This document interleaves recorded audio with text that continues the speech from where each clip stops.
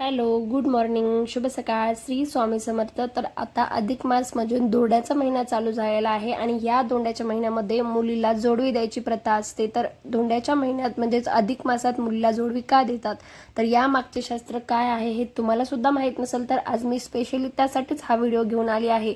अधिक मास हा पुण्याचा, दान धर्माचा आणि शुभ कार्याचा महिना मानला जातो. तर या महिन्यात मुलीला जोडवी, चांदीची बिछवे देण्याची परंपरा आहे. ही केवळ एक भेटवस्तू नसून प्रेम, आशीर्वाद आणि सुखी संसाराची मंगल कामना असते. तर याविषयी काय सांगते बघा. पद्यपुराण, स्कंदपुराण आणि धर्मशास्त्रात अधिक मासामध्ये सर्व दान, जप, तप यांचे विशेष महत्त्व सांगितले जाते. मुलीला जोडवी देणे म्हणजे तिच्या पायातील स्त्रीत्व, वैवाहिक सुख, आरोग्य आणि अखंड सौभाग्याची कामना होय. तर चांदी ही चंद्राची धातू मानली गेलेली आहे. चंद्र मन, शांती आणि मातृत्व आणि स्त्री सुखाचे प्रतीक आहे. जोडवी पायातील नसांवर सौम्य दाब पडतो, त्यामुळे आरोग्यास मदत होते असेही शास्त्रामध्ये नमूद आहे.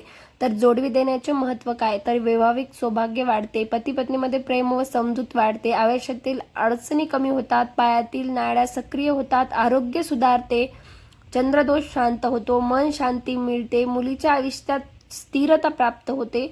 अधिक मासात फक्त जोडवीच नाही तर मुलीला आपण आणखी काय काय देऊ शकतो, तर चांदीची जोडवी देऊ शकतो, हळदी कुंकू, साडी किंवा ड्रेस देऊ शकतो, फळं, नारळ, दक्षिणा देऊ शकतो, तिला मेहंदी, चांदीचे पैंजण, कुठल्या देवाची मूर्ती, तांब्याचं नाणं देऊ शकतो किंवा तांब्याचा तांब्या देऊ शकतो किंवा चांदीचा दिवा, अशा बऱ्याचशा गोष्टी देऊ शकतो. आणि अधिक मासात विशेषतः दान काय केलं पाहिजे, तर पुण्यफळ का केलं पाहिजे, तर पुण्यफळ अनेक पटीने वाढतं, पितृदोष, ग्रहदोष कमी होतात, घरात सुख शांती समृद्धी वाढते, मुलीचा संसार सुखमय होतो, आयुष्यात स्थिरता आणि समाधान मिळते, देवाची कृपा आणि आशीर्वाद लाभतात.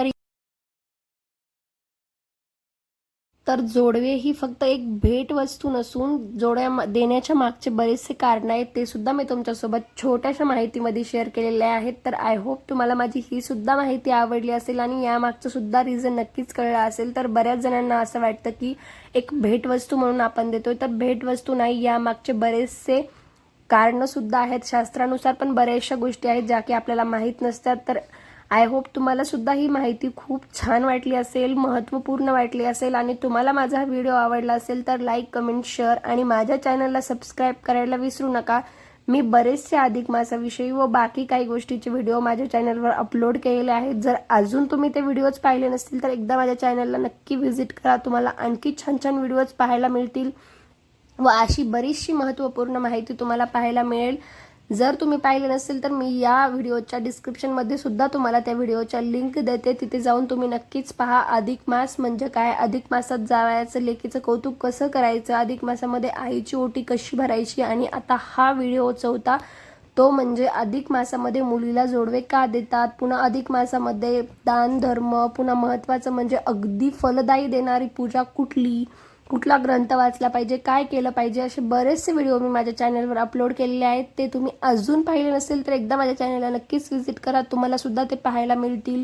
कुठल्या मंत्राचा जाप आपण या महिन्यात केला पाहिजे, किती वेळा आपण जपमाळ ओरडली पाहिजे व कुठला अध्याय वाचला पाहिजे, कुठलं ग्रंथ वाचलं पाहिजे, हे सर्व डिटेल्स मी माझ्या व्हिडिओमध्ये अपलोड केलेले आहेत. एकदा तुम्ही नक्की व्हिजिट करा, तुम्हाला बरीचशी महत्त्वपूर्ण माहिती भेटेल.